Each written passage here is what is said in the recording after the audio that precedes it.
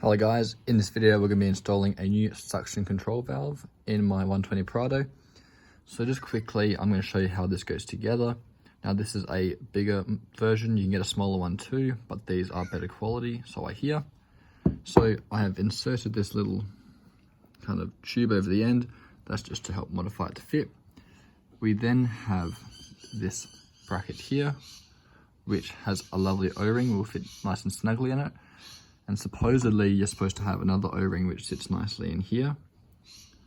I never got that. Instead, my supplier sent me this wrong sized one here, which was never going to fit in that hole at all. So I went and got some more O-rings that fit nicely there. Now the idea is how this is going to work essentially is this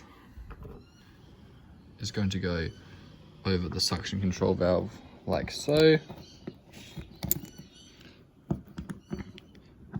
This O-ring will sit in here like that. And then we're going to use these dowels to line it up so that we can align it all properly. And then when we want to get it into the car, we're going to use either these bolts or whatever comes out of the car. And that's how easy it is, guys. Let's have a crack at it. Here we go, guys. I'm in my engine bay and I'm going to be showing you where the suction control valve is. So here's the power steering reservoir, and down here, if you look at the end of my pliers, right about there is the suction control valve.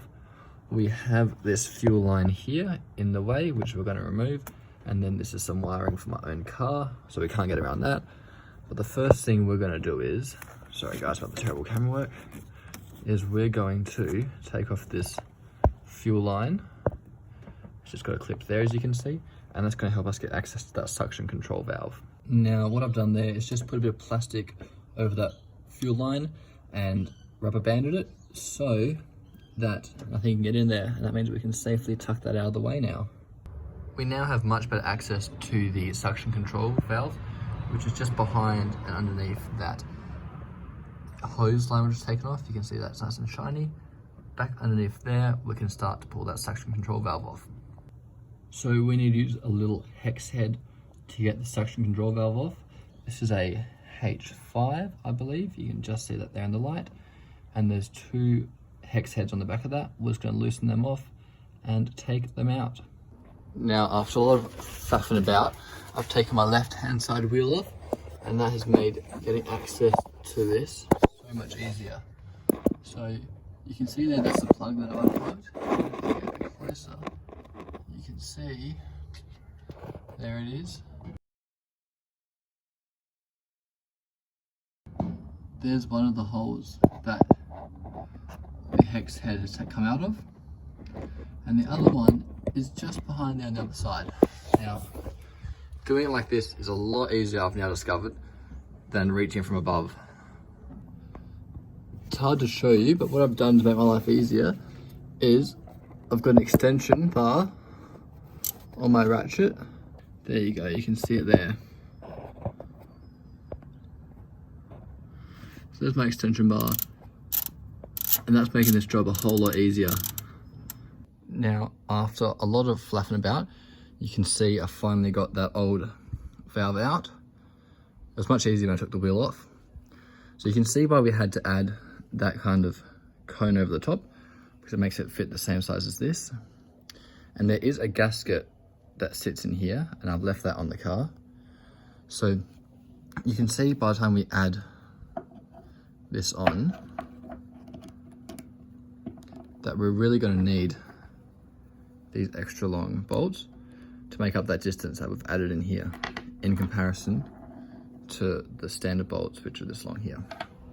So the next step is for me to assemble this, and what I'm going to do now is also chuck these into the holes I've just pulled out, and they're going to act as a little guide to help me line up this. Now you can see there, guys, I have put in my guide pins. The next thing I'm going to do is slide over my suction control valve and pull out one guide pin and replace that with a proper nut or a proper bolt. So here you go. If I come from this angle, you can see that my suction control valve and the spacer is held in by those guide pins. Now I'm going to remove one of them and replace it with one of these. So that was a success. You can see there that I've got my hex head on there, and I've successfully bolted that first one in. So now I'm going to do the exact same thing on the other side, and I'm going to pull that guide pin out and replace that with the correct. I'll just show you one last time, but I've got that back bolt in, as you can see, using an extension bar, absolute lifesaver. And now what I'll do is plug everything back in and probably pump the fuel a little bit through the system. So guys, I've got that fuel line back on. You can barely see it in this video. I've got the new suction control valve plugged in. You can see it just underneath that fuel line. All that's left is I'm gonna probably repressurize the system a little bit. Get a bit of diesel in there. There we go, I can feel that. And now we can turn her over and see how she sounds. And there we go guys. Everything's good. No engine lights are on. Now guys, I just want to end the video by saying this is the short suction control valve, and it's worth investing in the longer one that I put in because these are known to fail a lot earlier, a lot more commonly than that bigger version. So if you've got one of these shorter ones in there, don't hesitate to swap it out because it's probably going to do you a world of good.